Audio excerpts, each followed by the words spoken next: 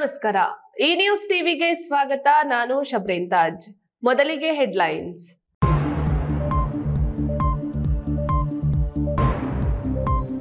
ಬೆಳ್ಳಂಬೆಳಗ್ಗೆ ಕೋಚಿಮುಲ್ ಅಧ್ಯಕ್ಷ ಶಾಸಕ ನಂಜೇಗೌಡ ಮನೆ ಮೇಲೆ ಇಡಿ ದಾಳಿ. ಮನೆ ಕಚೇರಿ ಸೇರಿ 10ಕ್ಕೂ ಹೆಚ್ಚು ಕಡೆ ಏಕಕಾಲದಲ್ಲಿ ಪರಿಶೀಲನೆ. 2 ದಶಕಗಳ ಹಿಂದೆ ನಡೆದಿದ್ದ ಘನಘೋರ ಪೊಲೀಸ್ ಹತ್ಯಾಕಾಂಡ ಪ್ರಕರಣ. ಮಹಿಳೆ ಸೇರಿದಂತೆ 5 ಶಂಕಿತ ನಕ್ಸಲೀಯರ ಬಂಧನ. ಉನ್ನತ ಶಿಕ್ಷಣ ಸಚಿವರ ಆಪ್ತನ ಮನೆ ಮೇಲೆ ಇಡಿ ಅಧಿಕಾರಿಗಳು ದಾಳಿ. ಸಂಜೆಯಾದ್ರೂ ಮುಗಿಯದ ದಾಖಲೆಗಳ ಪರಿಶೀಲನೆ. ನಿಯಂತ್ರಣ ಕಳೆದುಕೊಂಡು ಖಾಸಗಿ ಬಸ್ ಪಲ್ಟಿ. 20ಕ್ಕೂ ಹೆಚ್ಚು ಪ್ರಯಾಣಿಕರಿಗೆ ಗಂಭೀರ ಗಾಯ.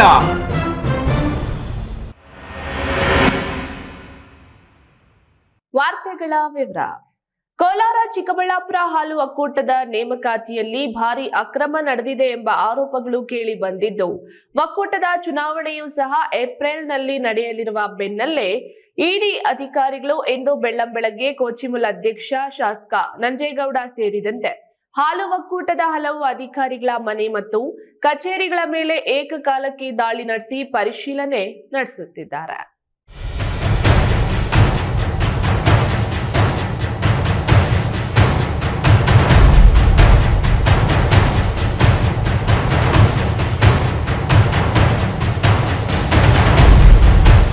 ಇಂದು ಬೆಳ್ಳಂಬೆಳಗ್ಗೆ 10ಕ್ಕೂ ಹೆಚ್ಚು ಕಡೆ ಇಡಿ ಅಧಿಕಾರಿಗಳ ತಂಡ ಮಾಲೂರು ಶಾಸಕ ಆಗಿರುವ ಕೋಲಾರ ಚಿಕ್ಕಬಳ್ಳಾಪುರ ಹಾಲು ಒಕ್ಕೂಟದ ಅಧ್ಯಕ್ಷರಾಗಿರುವ ಕೆವೈ ನಂಜೇಗೌಡ ಅವರ ಆಪ್ತ ಸಹಾಯಕ Harish, Kochimul MD Gopalamurthy, Kochimul admin manager Nagesh ಅವರ ಮನೆಗಳ ಮೇಲೆ ದಾಳಿ ನಡೆಸಿದ್ದಾರೆ.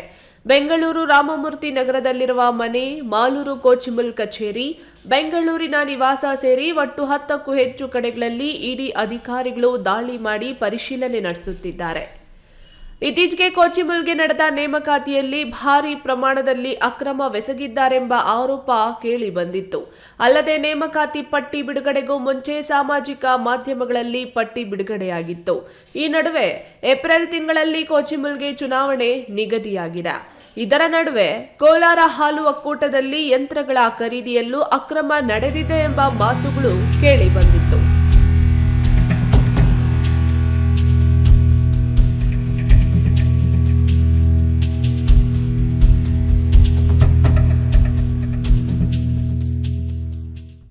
ಇಡಿ ಅಧಿಕಾರಿಗಳು ಬೆಳ್ಳಂಬೆಳಗ್ಗೆ 5 ಗಂಟೆ ವೇಳೆಗೆ ಕೇಂದ್ರ ಭದ್ರತಾ ತಂಡದ ಪೊಲೀಸರೊಂದಿಗೆ ದಾಳಿ ನಡೆಸಿದ್ದು, ಮನೆಗೆ ಇರುವ ದೂರವಾಣಿ ಸಂಪರ್ಕವನ್ನು ಕಡಿತಗೊಳಿಸಿದ್ದಾರೆ.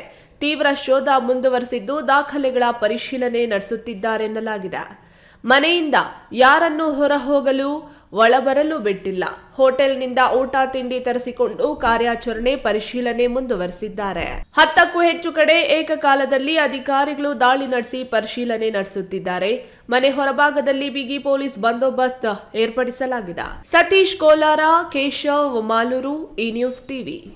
ಸುಮಾರು 19 ವರ್ಷಗಳ ಹಿಂದೆ ತುಮಕೂರು ಜಿಲ್ಲೆ ಪಾವಗಡ ತಾಲೂಕಿನ ನಾಗಲಮಡಿಕೆ ಹೋಬಳಿ ವೆಂಕಟರಮನಹಳ್ಳಿಯಲ್ಲಿ ನಕ್ಸಲರು ನಡೆಸಿದ್ದ ಪೊಲೀಸ್ ಹತ್ಯಾಕಾಂಡ ಪ್ರಕರಣದಲ್ಲಿ ಮಹಿಳೆ ಸೇರಿದಂತೆ 5 ಆರೋಪಿಗಳನ್ನು ಪಾವಗಡ ಪೊಲೀಸರು ಭಾನುವಾರ ಬಂಧಿಸಿದ್ದಾರೆ.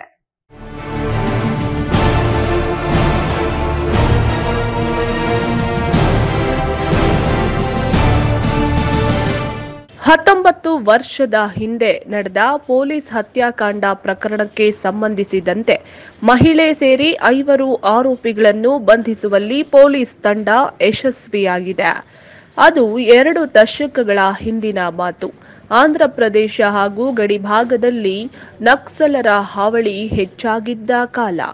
ಅಂದು ಹಾವಳಿಯನ್ನು ನಿಯಂತ್ರಿಸಲು ನಕ್ಸಲ್ ನಿಗ್ರಹ ಪಡೆ ಪೊಲೀಸರು ತುಮಕೂರು ಜಿಲ್ಲೆ ಪಾವಗಡ ತಾಲೂಕಿನ ವೆಂಕಟರಮನಹಳ್ಳಿ ಶಾಲೆಯ ಆವರಣದಲ್ಲಿ ಕ್ಯಾಂಪ್ ಹಾಕಿದ್ದರು. ಈ ಕ್ಯಾಂಪ್ ಮೇಲೆ ನಕ್ಸಲರು ಗುಂಡಿನ ದಾಳಿಯನ್ನು ನಡೆಸಿ 8 ಜನರ ಪೊಲೀಸರನ್ನು ಹತ್ಯೆ ಮಾಡಿದ್ರು. 2005ರ ಫೆಬ್ರವರಿ 11ರಂದು ರಾತ್ರಿ ಲಾರಿಯಲ್ಲಿ ಬಂದಿಳಿದ ನಕ್ಸಲ್ ತಂಡವು ವೆಂಕಟರಹಳ್ಳಿಯ ಶಾಲೆ ಆವರಣದಲ್ಲಿದ್ದ ಪೊಲೀಸ್ ಬಿಡಾರದ ಮೇಲೆ ಏಕಾಏಕಿ ಗುಂಡಿನ ದಾಳಿ ನಡೆಸಲಾಗಿತ್ತು. ನಕ್ಸಲರ ದಾಳಿ ಬಳಿಕ ಕ್ಯಾಂಪ್ ಒಳಗೆ ನುಗ್ಗಿದ್ದ ನಕ್ಸಲರು ಪೊಲೀಸರ ಶಸ್ತ್ರಾಸ್ತ್ರಗಳನ್ನು ದೋಚಿದ್ರು.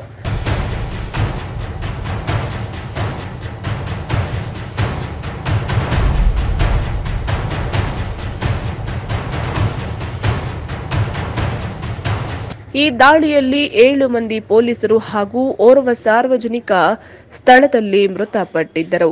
ಭಾರೀ ಭದ್ರತೆಯ ನಡುವೆ ಪೊಲೀಸರು ಆರೋಪಿಗಳನ್ನು ಪಾವಗಡ ಠಾಣೆಗೆ ಕರೆತಂದು ಭಾನುವಾರ ರಾತ್ರಿವರೆಗೆ ವಿಚಾರಣೆ ನಡೆಸಿದ್ದಾರೆ. ವಿಚಾರಣೆ ವೇಳೆ ಪೊಲೀಸ್ ಠಾಣೆಯ ಮುಖ್ಯ ಗೇಟ್ಗೆ ಬೀಗ ಹಾಕಿ ಸಾರ್ವಜನಿಕರ ಪ್ರವೇಶ ನಿರ್ಬಂಧಿಸಿ ವಿಚಾರಣೆ ಮಾಡಲಾಗಿದ್ದು, ಬಂಧಿತರನ್ನು ಇಂದು ನ್ಯಾಯಕ್ಕೆ ಹಾಜರುಪಡಿಸುವ ಸಾಧ್ಯತೆ ಇದೆ. ಈ ಪ್ರಕರಣದಲ್ಲಿ ಪೊಲೀಸರು 42 ಮಂದಿ ಆರೋಪಿಗಳ ವಿರುದ್ಧ ನ್ಯಾಯಾಲಯಕ್ಕೆ ಚಾರ್ಜ್ ಶೀಟ್ ಸಲ್ಲಿಸಿದ್ದರು. ಪ್ರಕರಣದ 11ನೇ ಆರೋಪಿ ಕ್ರಾಂತಿಕಾರಿ ಗಾಯಕ ಗದ್ದರ್ ಅವರು ಈಗಾಗಲೇ ಮೃತಪಟ್ಟಿದ್ದಾರೆ. ಸದರಿ ವೆಂಕಟಮ್ಮನಹಳ್ಳಿ ಪೊಲೀಸ್ ಹತ್ಯಾಕಾಂಡ ಪ್ರಕರಣದ ಕುರಿತು ಪಾವಗಡ ಮತ್ತು ಮಧುಗಿರಿ ನ್ಯಾಯಾಲಯದಲ್ಲಿ ವಿಚಾರಣೆ ನಡೆಯುತ್ತಿದೆ. ಬಹುತೇಕ ಆರೋಪಿಗಳ ವಿರುದ್ಧ ಕೋರ್ಟ್ ಜಾಮೀನು ರಹಿತ ವಾರೆಂಟ್ ಹೊರಡಿಸಿತ್ತು. ಕೋಲಾರ ಚಿಕ್ಕಬಳ್ಳಾಪುರ ಹಾಲು ಒಕ್ಕೂಟದ ನಿರ್ದೇಶಕ, ಉನ್ನತ ಶಿಕ್ಷಣ ಸಚಿವ ಡಾಕ್ಟರ್ ಎಂಸಿ ಸುಧಾಕರ್ ಅವರ ಆಪ್ತ ಉಲವಾಡಿ ಅಶ್ವಥ್ ನಾರಾಯಣ ಬಾಬು ಅವರ ಚಿಂತಾಮಣಿ ನಗರದಲ್ಲಿನ ಮನೆಯ ಮೇಲೆ ಸೋಮವಾರ ಬೆಳ್ಳಂಬೆಳಗ್ಗೆ ಇಡಿ ಅಧಿಕಾರಿಗಳು ದಾಳಿ ನಡೆಸಿದ್ದು, ಸಂಜೆಯಾದರೂ ಇನ್ನೂ ದಾಖಲೆಗಳನ್ನ ಪರಿಶೀಲನೆ ನಡೆಸುತ್ತಿದ್ದು, ಮನೆಯತ್ತ ಯಾರನ್ನೂ ಸುಳಿಯಲು ಬಿಟ್ಟಿಲ್ಲ.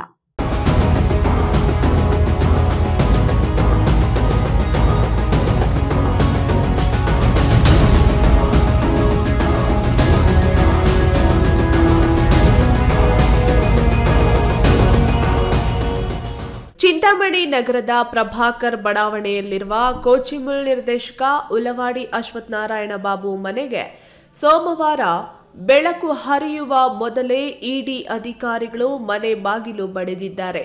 2 ವಾಹನಗಳಲ್ಲಿ ಬಂದಿಳಿದ ಅಧಿಕಾರಿಗಳ ತಂಡ ಸ್ಥಳೀಯ ಪೊಲೀಸರಿಗೂ ಯಾವುದೇ ಸುಳಿವು ನೀಡಿರಲಿಲ್ಲ.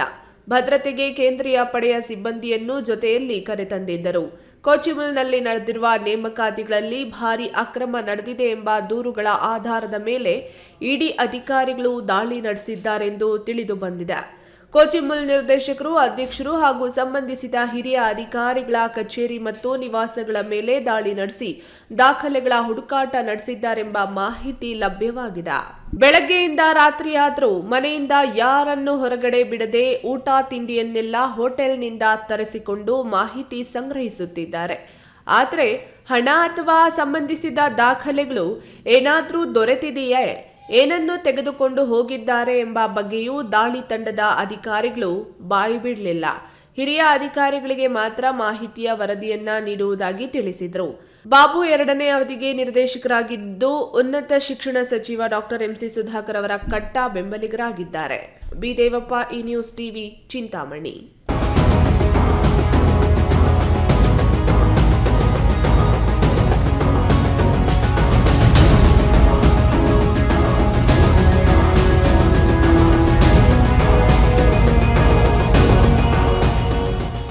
ಇದೀಗ ವಿರಾಮದ ನಂತರ ಈ ನ್ಯೂಸ್ ಟಿವಿ ಮುಂದುವರಿಯುತ್ತದೆ. ಪರಿಶ್ರಮ ನೀಟ್ ಅಕಾಡೆಮಿ ಸಾಮಾನ್ಯ ಕುಟುಂಬದ ವಿದ್ಯಾರ್ಥಿಯನ್ನ ದೇಶದ ಅಸಾಮಾನ್ಯ ವೈದ್ಯರನ್ನಾಗಿ ರೂಪಿಸೋದು ನಮ್ಮ ಜವಾಬ್ದಾರಿ. 1 ವರ್ಷದ ನೀಟ್ ಲಾಂಗ್ ಟರ್ಮ್ಗೆ ದಾಖಲಾತಿಗಳು ಪ್ರಾರಂಭವಾಗಿದೆ.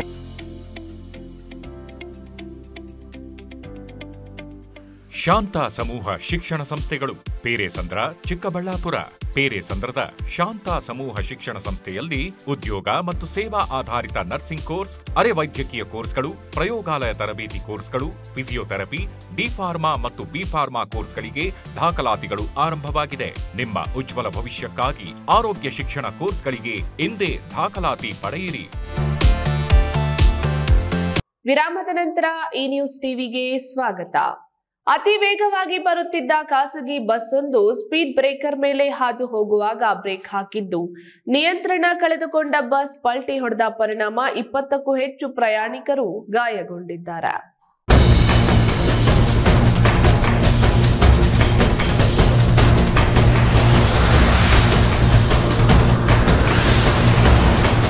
ಹೊಸಕೋಟೆ ಚಿಂತಾಮಣಿ ರಾಜ್ಯ ಹೆದ್ದಾರಿಯಲ್ಲಿ ಈ ಅವಘಡ ಸಂಭವಿಸಿದೆ. ಬೆಂಗಳೂರಿನಿಂದ ಹೊಸಕೋಟೆ ಮಾರ್ಗವಾಗಿ ಚಿಂತಾಮಣಿಗೆ ತೆರಳುತ್ತಿದ್ದ ಖಾಸಗಿ ಬಸ್ ಹೆಚ್ಚಿನ ಸಾರ್ವಜನಿಕರನ್ನ ತುಂಬಿಸಿಕೊಂಡು ಬರುತ್ತಿತ್ತು. ರಸ್ತೆ ಉಬ್ಬುಗಳ ಮೇಲೆ ವೇಗವಾಗಿ ಚಲಿಸಿದ್ದು, ಚಾಲಕ ನಿಯಂತ್ರಣ ಮಾಡಲು ಹೋದಾಗ ಆಯ ತಪ್ಪಿ ಉರುಳಿ ಬಿದ್ದಿದೆ. ಪರಿಣಾಮ ಬಸ್ಸಿನಲ್ಲಿದ್ದ 20ಕ್ಕೂ ಹೆಚ್ಚು ಪ್ರಯಾಣಿಕರು ಗಾಯಗೊಂಡಿದ್ದಾರೆ. ಅಪಘಾತದ ತೀವ್ರತೆಗೆ ಬಸ್ನ ಗ್ಲಾಸ್ಗಳೆಲ್ಲ ಪುಡಿಪುಡಿಯಾಗಿ ಹೋಗಿದ್ದು, ಬಸ್ ತಲೆಗೀಳಾಗಿ ಬಿದ್ದಿದೆ. ಸ್ಥಳೀಯ ಸಾರ್ವಜನಿಕರು ತಕ್ಷಣ ರಕ್ಷಣೆಗೆ ಧಾವಿಸಿದ್ದು ಖಾಸಗಿ ಆಂಬ್ಯುಲೆನ್ಸ್ಗಳ ಮೂಲಕ ಗಾಯಾಳುಗಳನ್ನು ಆಸ್ಪತ್ರೆಗೆ ಸಾಗಿಸಿದ್ದಾರೆ. ಆಪೋಸಿಟ್ ಕಡೆಯಿಂದ ಏನು ಬಂದಿಲ್ಲ, ಫಾಸ್ಟ್ ಏನಿರಲಿಲ್ಲ. ಅವನು ಹಂಸ ಆದ ತಕ್ಷಣನೇ ಸ್ಕಿಡ್ ಆಯಿತು ಗಾಡಿ, ಮತ್ತೆ ಅಲ್ಲೇ ಎಲ್ಲ. ಹೊಸಕೋಟೆ ತಾಲೂಕಿನ ಬನಹಳ್ಳಿ ಗೇಟ್ ಬಳಿ ಈ ದುರ್ಘಟನೆ ಸಂಭವಿಸಿದ್ದು, ಹೊಸಕೋಟೆ ಸಂಚಾರಿ ಪೊಲೀಸರು ಪ್ರಕರಣವನ್ನ ದಾಖಲಿಸಿಕೊಂಡಿದ್ದಾರೆ. Sanjeev, news TV, Hosakote. ಬ್ಯಾಂಕಿನಲ್ಲಿ ವ್ಯವಹರಿಸುವ ಗ್ರಾಹಕರಿಗೆ ಉತ್ತಮ ಸೇವೆಯನ್ನು ನೀಡುವುದರ ಮೂಲಕ ವಿವಿಧ ಬ್ಯಾಂಕುಗಳಲ್ಲಿ ಒಂದಾದ ಕೆನರಾ ಬ್ಯಾಂಕ್ ದೇವನಹಳ್ಳಿಯಲ್ಲಿ ನೂತನವಾಗಿ RH, MSAE ಮತ್ತು SULABA ಪ್ರಾರಂಭಿಸಲಾಗಿದೆ ಎಂದು ಕೆನರಾ ಬ್ಯಾಂಕಿನ ಕಾರ್ಯನಿರ್ವಾಹಕ ನಿರ್ದೇಶಕ ಭವೇಂದ್ರ ಕುಮಾರ್ ತಿಳಿಸಿದರು.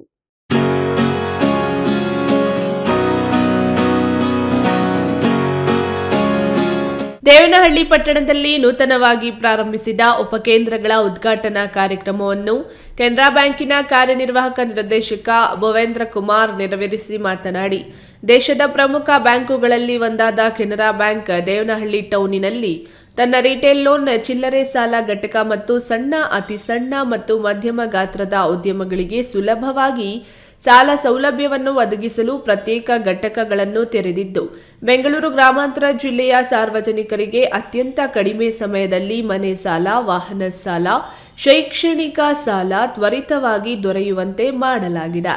ಗ್ರಾಹಕರು ಇದರ ಸದುಪಯೋಗವನ್ನ ಪಡೆದುಕೊಂಡು ತಮ್ಮ ಸುತ್ತಮುತ್ತಲಿನವರಿಗೆ ತಿಳಿಸುವಂತೆ ಆಗಬೇಕಿದೆ ಎಂದರು.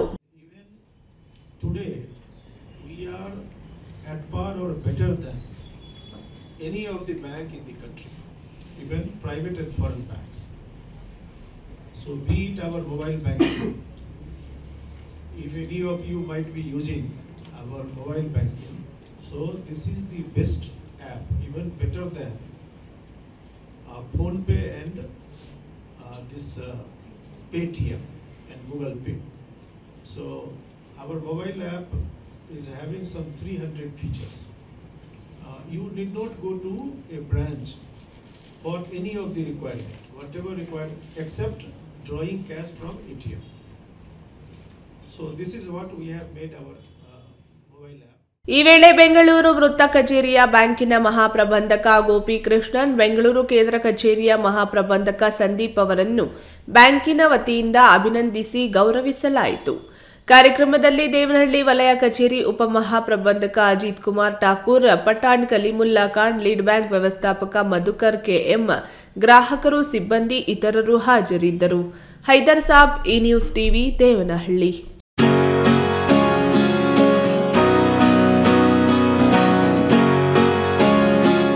ರೈತರು ಗುಣಮಟ್ಟದ ಹಾಲು ಉತ್ಪಾದನೆಗೆ ಗಮನ ಹರಿಸಬೇಕು. ರೈತರು ಹೆಚ್ಚು ಹಾಲು ಉತ್ಪಾದನೆಯಿಂದ ಆರ್ಥಿಕ ಸ್ವಾವಲಂಬನೆ ಸಾಧಿಸಬಹುದೆಂದು ಶಾಸಕ SN ಸುಬ್ಬಾರೆಡ್ಡಿ ಅಭಿಪ್ರಾಯಪಟ್ಟರು.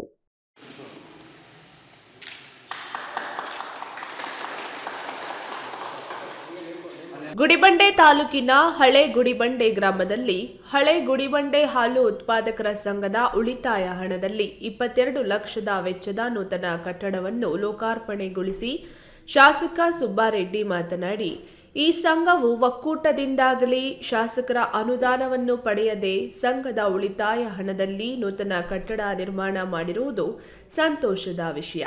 ರಾಜಕೀಯ ಬೇರೆ, ಹಾಲು ಸಂಘ ಬೇರೆ. ರಾಜಕೀಯ ಮಾಡಲು ಬೇರೆ ಇದೆ.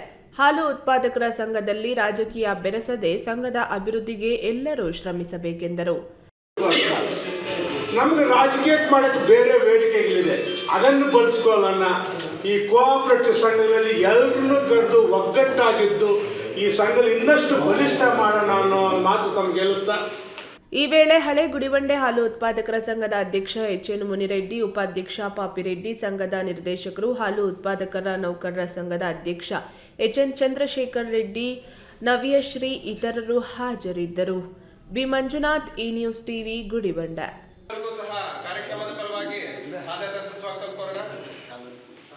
ವೈಜ್ಞಾನಿಗಳ ಕೃಷಿ ಸಂಶೋಧನಾ ಫಲಿತಗಳು ರೈತಾಪಿ ವರ್ಗಕ್ಕೆ ತಲುಪಿದಾಗ ರೈತರು ಉತ್ತಮ ಇಳುವರಿ ಬರುವ ಕೃಷಿಯನ್ನ ಮಾಡಿ ಆರ್ಥಿಕವಾಗಿ ಚೈತನ್ಯವಂತರಾಗಲು ಸಾಧ್ಯ ಎಂದು ಜಿಲ್ಲಾ ಪಂಚಾಯಿತಿ ಮಾಜಿ ಅಧ್ಯಕ್ಷರಾದ ಹೊಸೂರು ಮಂಜುನಾಥ ಅಭಿಪ್ರಾಯಪಟ್ಟರು.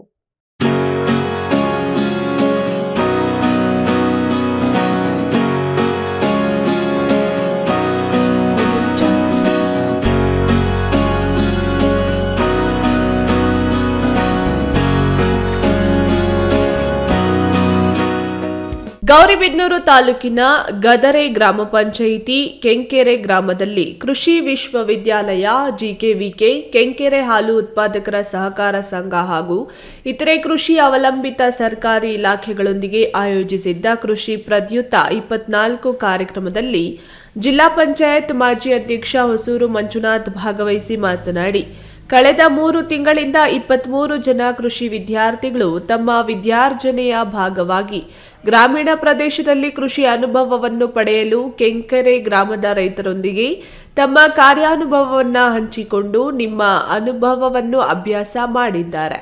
ಗ್ರಾಮೀಣ ಪ್ರದೇಶದ ರೈತರು ಈ ವಿದ್ಯಾರ್ಥಿಗಳು ಬೆಳೆದಿರುವಂತಹ ಬೆಳೆಗಳನ್ನು ನೋಡಿ ಅವರಿಂದ ತಿಳಿದುಕೊಂಡು ತಾವುಗಳು ಉತ್ತಮ ಬೆಳೆ ಬೆಳೆಯಲು ಮುಂದಾಗಬೇಕೆಂದರು.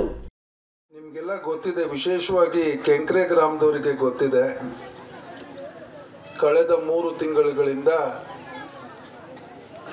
ಈ ವಿದ್ಯಾರ್ಥಿಗಳನ್ನು ನೀವು ನಿಮ್ಮ ಗ್ರಾಮದ ಮಕ್ಕಳ ರೀತಿಯಲ್ಲೇ ಆಧರಿಸಿ ಇದು ಅವರ ಕಲಿಕೆಯ ಒಂದು ಭಾಗ. ಅವರು ಕೋರ್ಸ್ ಮುಗಿಸುವ ಕೊನೆಯ ಹಂತದಲ್ಲಿ ಈ ರೀತಿ ಯಾವುದಾದರೂ ಒಂದು ರೈತರು ಹೆಚ್ಚಿರ್ತಕ್ಕಂಥ ಗ್ರಾಮಗಳನ್ನು ಆಯ್ಕೆ ಮಾಡಿಕೊಂಡು ಅವರು ಕಲಿತದ್ದನ್ನು ನಿಮ್ಮೊಂದಿಗೆ ಹಂಚಿಕೊಂಡು ಜೊತೆಗೆ ನಿಮ್ಮಿಂದನೂ ಕೆಲವು ಕಲಿತ್ಕೊಂಡು, ಕಲಿಕೆ ಅನ್ನೋದು ಯಾವಾಗಲೂ ಒಬ್ಬರಿಂದನೇ ಸಾಧ್ಯ ಇಲ್ಲ.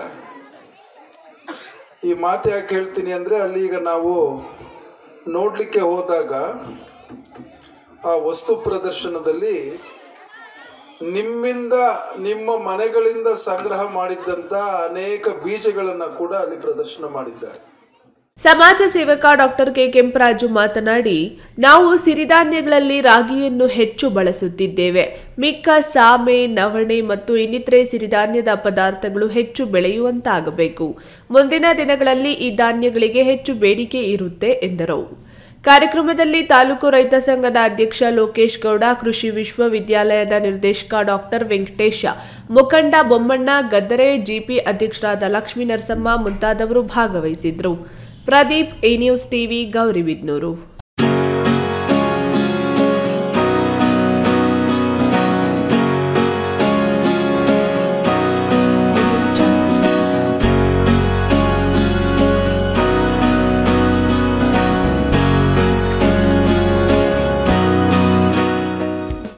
ಕಾಂಗ್ರೆಸ್ ಸರ್ಕಾರದ ಗ್ಯಾರಂಟಿ ಯೋಜನೆಗಳಲ್ಲಿ ಕೊನೆಯ ಯೋಜನೆ ಯುವ ನಿಧಿ ಯೋಜನೆಗೆ ಜನವರಿ 12ರಂದು ಸ್ವಾಮಿ ವಿವೇಕಾನಂದರ ಜಯಂತಿಯಂದು ಶಿವಮೊಗ್ಗದಲ್ಲಿ ಎಐಸಿಸಿ ಅಧ್ಯಕ್ಷ ಮಲ್ಲಿಕಾರ್ಜುನ್ ಖರ್ಗೆ, ಮುಖ್ಯಮಂತ್ರಿ ಸಿದ್ದರಾಮಯ್ಯ ಚಾಲನೆ ನೀಡಲಿದ್ದಾರೆ.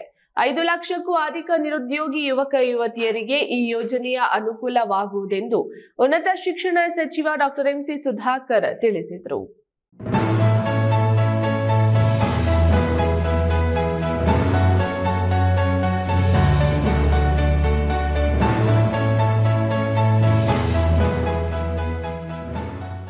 ಚಿಕ್ಕಬಳ್ಳಾಪುರ ಜಿಲ್ಲಾಧಿಕಾರಿಗಳ ಸಭಾಂಗಣದಲ್ಲಿ ಹಮ್ಮಿಕೊಂಡಿದ್ದ ಸುದ್ದಿಗೋಷ್ಠಿಯಲ್ಲಿ ಉನ್ನತ ಶಿಕ್ಷಣ ಹಾಗೂ ಜಿಲ್ಲಾ ಉಸ್ತುವಾರಿ ಸಚಿವ ಡಾಕ್ಟರ್ ಎಂಸಿ ಸುಧಾಕರ್, ರಾಜ್ಯ ಸರ್ಕಾರದ ಮಹತ್ವಾಕಾಂಕ್ಷೆಯ ಗ್ಯಾರಂಟಿ ಯೋಜನೆಗಳಲ್ಲಿ ಒಂದಾದ ಯುವ ನಿಧಿ ಯೋಜನೆಗೆ ಜನವರಿ 12ರಂದು ಸ್ವಾಮಿ ವಿವೇಕಾನಂದರ ಜಯಂತಿಯಂದು ಶಿವಮೊಗ್ಗದಲ್ಲಿ ಚಾಲನೆ ನೀಡಲಾಗುವುದು.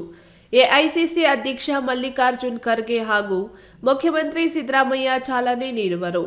5 ಲಕ್ಷಕ್ಕೂ ಅಧಿಕ ನಿರುದ್ಯೋಗಿ ಯುವಕ ಯುವತಿಯರಿಗೆ ಅನುಕೂಲ ಆಗುವ ಈ ಯೋಜನೆಗೆ 6,300ಕ್ಕೂ ಹೆಚ್ಚು ವಿದ್ಯಾರ್ಥಿಗಳಿರುವ ಚಿಕ್ಕಬಳ್ಳಾಪುರ ಜಿಲ್ಲೆಯಲ್ಲಿ ಇಲ್ಲಿಯವರೆಗೆ 1,035 ವಿದ್ಯಾರ್ಥಿಗಳು ನೋಂದಣಿ ಮಾಡಿಕೊಂಡಿದ್ದಾರೆ. ಇದಕ್ಕೆ ಕೊನೆ ದಿನಾಂಕ ನಿಗದಿಯಾಗಿಲ್ಲ ಎಂದರು. 5ನೇ ಗ್ಯಾರಂಟಿ ಯುವ ನಿಧಿ ಈ ರಾಜ್ಯದಲ್ಲಿ ಏನಿವತ್ತು ಪದವಿಯನ್ನು ಪಡೆದಂತ ಹಲವಾರು ಜನ ಯುವಕ ಯುವತಿಯರಿಗೆ 6 ತಿಂಗಳು ಅವರು ಪದವಿ ಪೂರೈಸಿದಂತ ನಂತರ 2022-23ನೇ ಸಾಲಿನಲ್ಲಿ ಪದವಿ ಪೂರೈಸಿದ ಮೇಲೆ ಅವರಿಗೆ 6 ತಿಂಗಳು ಯಾವುದೇ ಉದ್ಯೋಗ ಸಿಗದೇ ಇದ್ದ ಪಕ್ಷದಲ್ಲಿ ಡಿಗ್ರಿ ಮಾಡಿರ್ತಕ್ಕಂಥವರಿಗೆ ಪ್ರತಿ ತಿಂಗಳು 3,000 ರೂಪಾಯಿ, ಡಿಪ್ಲೊಮಾ ವ್ಯಾಸಂಗ ಮಾಡಿರ್ತಕ್ಕಂಥವರಿಗೆ ಪ್ರತಿ ತಿಂಗಳು 1,500 ರೂಪಾಯಿ ಅವರಿಗೆ ನಾವು ಭತ್ಯೆ ಕೊಡ್ತೀವಿ. 2 ವರ್ಷದವರೆಗೆ ಈಗ ನೋಂದಣಿ ಕಾರ್ಯ ನಡೀತಾ ಇದೆ. ಈಗಾಗಲೇ ಇವತ್ತಿನವರೆಗೂ ಸುಮಾರು 49,000ಕ್ಕಿಂತ ಹೆಚ್ಚು ವಿದ್ಯಾರ್ಥಿಗಳು ನೋಂದಾಯಿಸಿದ್ದಾರೆ. ಈಗ ಮತ್ತೆ ಅದರಲ್ಲಿ ವೆರಿಫಿಕೇಶನ್ ಆಗ್ತದೆ. ಸುದ್ದಿಗೋಷ್ಠಿಯಲ್ಲಿ ಜಿಲ್ಲಾಧಿಕಾರಿಗಳಾದ ಪಿಎನ್ ರವೀಂದ್ರ, ಜಿಲ್ಲಾ ಉದ್ಯೋಗಾಧಿಕಾರಿ ಪ್ರಸಾದ್, ವಾರ್ತಾ ಮತ್ತು ಪ್ರಸಾರ ಇಲಾಖೆ ಹಿರಿಯ ಸಹಾಯಕ ನಿರ್ದೇಶಕ ಎಂ ಜುಂಜಣ್ಣ ಮತ್ತಿತರರು ಹಾಜರಿದ್ದರು. ಕೆಎಸ್ ನಾರಾಯಣಸ್ವಾಮಿ, ಇ ನ್ಯೂಸ್ ಟಿವಿ, ಚಿಕ್ಕಬಳ್ಳಾಪುರ. ಸುಮಾರು ವರ್ಷಗಳಿಂದ ಹಿಡುವಳಿದಾರರು, ಖಾತೆದಾರರು ನಿಧನ ಹೊಂದಿದ್ರೂ ಸಹ ಅವರ ವಾರಸುದಾರರು ಕೃಷಿ ಜಮೀನುಗಳ ಹಕ್ಕು ಬದಲಾವಣೆ ಮಾಡಿಸಿಕೊಳ್ಳದಿರುವುದು ತಾಲೂಕು ಆಡಳಿತದ ಗಮನಕ್ಕೆ ಬಂದಿದ್ದು, ಈ ಬಗ್ಗೆ ವಿಶೇಷ ಆಂದೋಲನದ ರೀತಿಯಲ್ಲಿ ಪಾವತಿ ಖಾತೆ ಪ್ರಕರಣಗಳನ್ನು ವಿಲೇವಾರಿ ಮಾಡಲು ಪಾವತಿ ವಾರಸು ಖಾತೆ ಆಂದೋಲನ ಹಮ್ಮಿಕೊಂಡಿರುವ ಬಗ್ಗೆ ತಹಸೀಲ್ದಾರ್ ಶಿವರಾಜ ತಿಳಿಸಿದ್ದಾರೆ. ಪಾವತಿ ಖಾತೆಯಾಗದೇ ಇರುವ ಹಕ್ಕುದಾರರು ಸರ್ಕಾರದ ಯಾವುದೇ ಯೋಜನೆಯನ್ನು ಪಡೆಯಲು ಸಾಧ್ಯವಾಗದೆ ಆರ್ಥಿಕ ನಷ್ಟವನ್ನ ಅನುಭವಿಸುತ್ತಿರುತ್ತಾರೆ. ಸರ್ಕಾರದ ಯೋಜನೆಗಳಾದ ಪಿಎಂ ಕಿಸಾನ್ ಯೋಜನೆ, ಬರ ಅಥವಾ ಅತಿವೃಷ್ಟಿ ಪರಿಹಾರ ಹಾಗೂ ಇನ್ನುಳಿದ ಸರ್ಕಾರದ ಯಾವುದೇ ಯೋಜನೆಗಳ ಸವಲತ್ತುಗಳನ್ನು ಪಡೆಯಲು ವಂಚಿತರಾಗಿರುತ್ತಾರೆ. ಈ ಹಿನ್ನೆಲೆಯಲ್ಲಿ ಕಂದಾಯ ಮಂತ್ರಿಗಳ ಹಾಗೂ ಜಿಲ್ಲಾ ಉಸ್ತುವಾರಿ ಮಂತ್ರಿಗಳ ನಿರ್ದೇಶನದಂತೆ ತಾಲೂಕಿನಾದ್ಯಂತ ಪ್ರತಿ ನಾಡ ಕಚೇರಿ ವ್ಯಾಪ್ತಿಯ ಕೇಂದ್ರ ಸ್ಥಾನದಲ್ಲಿ ಪಾವತಿ ವಾರಸು ಖಾತೆ ಆಂದೋಲನವನ್ನು ಹಮ್ಮಿಕೊಳ್ಳಲಾಗಿದ್ದು, ಜನವರಿ 1, 2024ರಿಂದ ಅರ್ಜಿಗಳನ್ನು ಸ್ವೀಕರಿಸಲಾಗುವುದೆಂದು ಸಾರ್ವಜನಿಕರಿಗೆ ಮಾಹಿತಿ ನೀಡಿದ್ದಾರೆ. ತಾಲೂಕಿನಾದ್ಯಂತ ಸುಮಾರು 4,000ಕ್ಕಿಂತ ಹೆಚ್ಚು ಪಾವತಿ ಖಾತೆದಾರರಿದ್ದಾರೆ ಅಂತೇಳಿ ಐಡೆಂಟಿಫೈ ಮಾಡ್ಕೊಂಡಿದ್ದೀವಿ. 4,900 ಅಂತ ಐಡೆಂಟಿಫೈ ಮಾಡಿದ್ದೀವಿ. ಅದರ ಪ್ರಕಾರ ಅದನ್ನು ತ್ವರಿತವಾಗಿ ನಾವು ಸಾರ್ವಜನಿಕರಿಗೆ ಏನು ಪಾವತಿ ಖಾತೆ ಇದೆ ಅದನ್ನೆಲ್ಲ ಖಾತೆಗಳನ್ನ ಅಪ್ಡೇಟ್ ಮಾಡಿಕೊಡ್ಬೇಕು. ಏನು ಮೃತಾಂತ ವ್ಯಕ್ತಿಗಳ ಹೆಸರಲ್ಲಿ ಖಾತೆಗಳಿರಬಾರ್ದು ಅನ್ನೋದು ಸರ್ಕಾರದ ನಿಯಮ ಕೂಡ ಇದೆ. ಹಾಗಾಗಿ ನಾವು ಇಡೀ ತಾಲೂಕಿನಾದ್ಯಂತ ಒಂದು ವಿಶೇಷ ಆಂದೋಲನ ಮಾಡಿಕೊಂಡು ಪಾವತಿ ಖಾತೆ ಆಂದೋಲನ ಅಂತೇಳಿ ಒಂದು ಕಾರ್ಯಕ್ರಮ ಮಾಡ್ತಾಯಿದ್ವಿ. ಸಾರ್ವಜನಿಕರು ಈ ಒಂದು ಸಂದರ್ಭದಲ್ಲಿ ಅವ್ರಿಗೇನು ಅರ್ಜಿ ಕೊಡಬೇಕು, ಮೃತ ಖಾತೆದಾರದಂಥ ಸಂಬಂಧಪಟ್ಟವರಿಗೆ ಮರಣ ಸಮರ್ಥನ ಪತ್ರ ಕೊಡಬೇಕು, ಹಾಗೆಯೇ ವಂಶವೃಕ್ಷ ನಾಡ ಕಚೇರಿ ಪಡೆದಂಥ ವಂಶವೃಕ್ಷವನ್ನು ಕೊಡಬೇಕು. ಹಾಗೆಯೇ ಸಂಬಂಧಪಟ್ಟಂಥ ಎಲ್ಲ ಖಾತೆದಾರ ವಂಶಸ್ಥರುಗಳದ್ದು ಆಧಾರ್ ಕಾರ್ಡ್ಗಳನ್ನ ಕೊಟ್ಟು ಅರ್ಜಿಗಳನ್ನ ಈ ವಾರದಲ್ಲೇ ಕೊಟ್ಟರೆ ನಾವು ಇನ್ನು 20 ದಿವಸದಲ್ಲಿ ಅವರಿಗೆ ಅವ್ರ ಮನೆ ಬಾಗಿಲಿಗೆ ಖಾತೆಯನ್ನು ಮಾಡಿಕೊಡುವಂಥ ಒಂದು ಕಾರ್ಯಕ್ರಮವನ್ನು ಹಮ್ಮಿಕೊಂಡಿದ್ದೀವಿ. ಇನ್ನು ಪಾವತಿ ಖಾತೆಗಾಗಿ ಅಗತ್ಯ ದಾಖಲೆಗಳಾದ ಅರ್ಜಿ, ನಾಡ ಕಚೇರಿಯಿಂದ ದೃಢೀಕರಿಸಲ್ಪಟ್ಟ ವಂಶವೃಕ್ಷ, ಮೃತ ಖಾತೆದಾರರ ಮರಣ ಪ್ರಮಾಣ ಪತ್ರ ಮತ್ತು ಆಧಾರ್ ಕಾರ್ಡ್ ಹಾಗೂ ಇನ್ನಿತರ ದಾಖಲೆಗಳನ್ನು ಒದಗಿಸಿ ಸಂಬಂಧಪಟ್ಟ ಇಲಾಖಾ ಅಧಿಕಾರಿಗಳನ್ನು ಸಂಪರ್ಕಿಸಲು ಸಾರ್ವಜನಿಕರಿಗೆ ಅಗತ್ಯ ಮಾಹಿತಿ ನೀಡಲಾಗಿದೆ.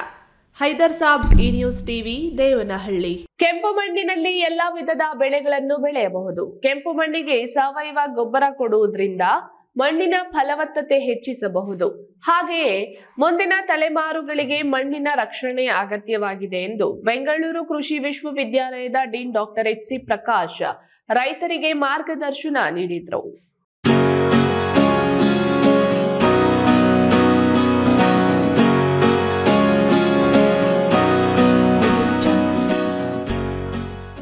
ಬೆಂಗಳೂರು ಕೃಷಿ ವಿಶ್ವವಿದ್ಯಾಲಯ ಅಂತಿಮ ವರ್ಷದ ಬಿಎಸ್ಸಿ ಮತ್ತು ಬಿಟೆಕ್ ವಿದ್ಯಾರ್ಥಿಗಳು ಕಳೆದ 3 ತಿಂಗಳಿಂದ ದೊಡ್ಡಬಳ್ಳಾಪುರ ತಾಲೂಕಿನ ದೊಡ್ಡರಾಯಪ್ಪನಹಳ್ಳಿಯಲ್ಲಿ ತಂಗಿದ್ದರು.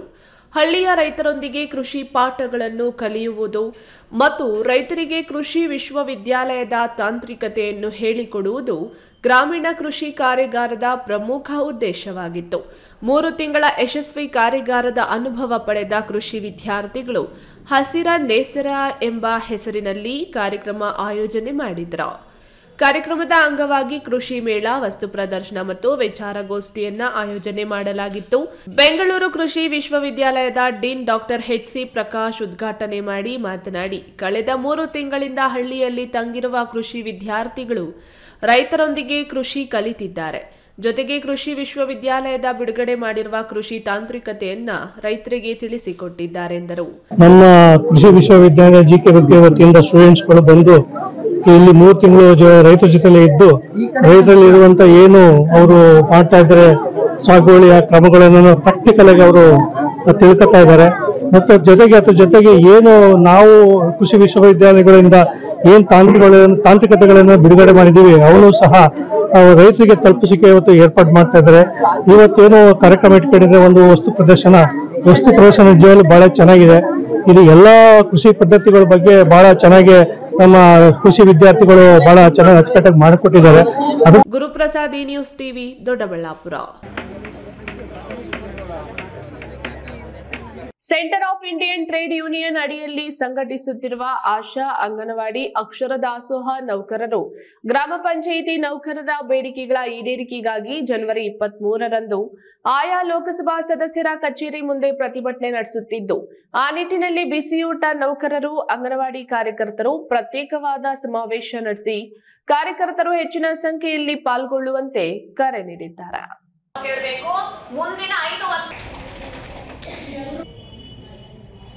ಬಿಸಿಯೂಟ ಮತ್ತು ಆಶಾ ಕಾರ್ಯಕರ್ತರಿಗೆ ಕನಿಷ್ಠ ವೇತನ 31,000 ನೀಡಬೇಕು.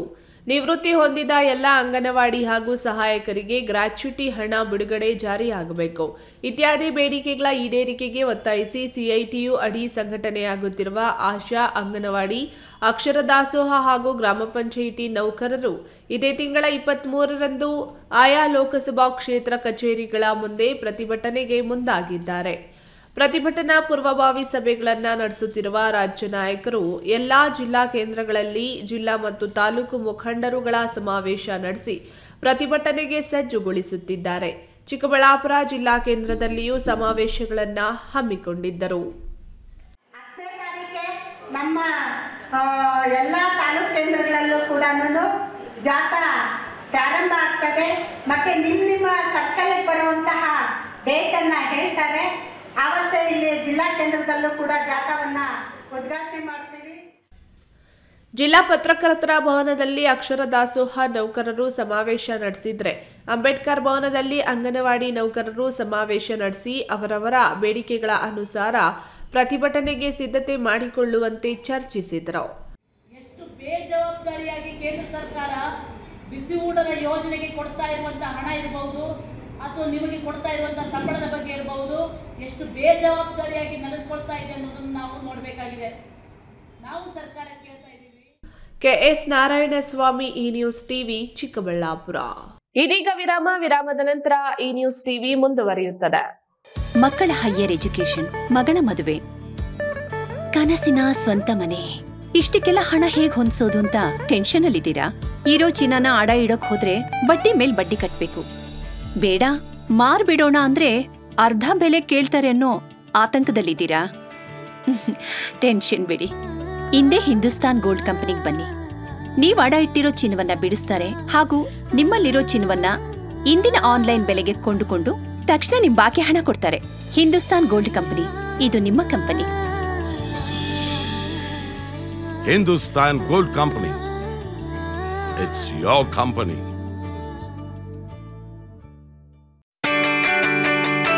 ಜೈನ್ ಮಿಷನ್ ಆಸ್ಪತ್ರೆ, ಜೈನ್ ಮಿಷನ್ ಟ್ರಸ್ಟ್ನ ಲಾಭರಹಿತ ಉಪಕ್ರಮ. ಕರ್ನಾಟಕ ರಾಜ್ಯ ಬೀಜ ನಿಗಮ ಪಕ್ಕ, ಬಿಬಿ ರಸ್ತೆ, ಚಿಕ್ಕಬಳ್ಳಾಪುರ. ದಶಕಗಳಿಂದ ಆರೋಗ್ಯ ಕ್ಷೇತ್ರದಲ್ಲಿ ಲಾಭರಹಿತವಾಗಿ ಸೇವೆ ಸಲ್ಲಿಸುತ್ತಿರುವ ಜೈನ್ ಮಿಷನ್ ಆಸ್ಪತ್ರೆ ದಿನದ 24 ಗಂಟೆ ತುರ್ತು ಚಿಕಿತ್ಸೆಯಿಂದ ಹಿಡಿದು ಎಲ್ಲಾ ಕಾಯಿಲೆಗಳಿಗೂ ಇಲ್ಲಿ ಚಿಕಿತ್ಸೆ ಲಭ್ಯ. ದೂರವಾಣಿ ಸಂಖ್ಯೆ 08156295108. ತುರ್ತು ಸಹಾಯವಾಣಿ 6364464470. ವಿರಾಮದ ನಂತರ ಈ ನ್ಯೂಸ್ ಟಿವಿಗೆ ಮತ್ತೆ ಸ್ವಾಗತ. ಇದೀಗ ಸಂಕ್ಷಿಪ್ತ ಸುದ್ದಿ.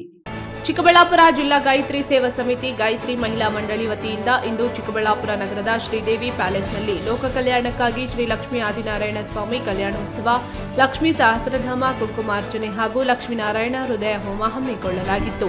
ಬೆಲಗೂರು ಶ್ರೀ ಕ್ಷೇತ್ರ ಮಾರುತಿ ಪೀಠ, ವಿಜಯ ಮಾರುತಿ ಶರ್ಮಾಜಿ, ರಾಯಲ್ಪಾಡು ವೇಳಾಲ, ಸತ್ಯನಾರಾಯಣ ಶಾಸ್ತ್ರಿ, ಕೊಲ್ಲೂರು ಮೂಕಾಂಬಿಕಾ ಕ್ಷೇತ್ರದಿಂದ ಕೆಎಂ ಸುಬ್ರಹ್ಮಣ್ಯ ಅಡಿಗ, ಪೃಥ್ವಿ ಸುಬ್ರಹ್ಮಣ್ಯ ಅಡಿಗ ಪಾಲ್ಗೊಂಡು 500ಕ್ಕೂ ಹೆಚ್ಚಿನ ಸಂಖ್ಯೆಯಲ್ಲಿ ನೆರೆದಿದ್ದ ಗಾಯತ್ರಿ ಮಹಿಳಾ ಮಂಡಳಿ ಮಹಿಳೆಯರಿಗೆ ಕುಂಕುಮಾರ್ಚನೆ, ಸಹಸ್ರನಾಮ, ಮಂತ್ರೋಪದೇಶ. ಕೊನೆಯದಾಗಿ ಮತ್ತೊಮ್ಮೆ ಹೆಡ್ಲೈನ್ಸ್.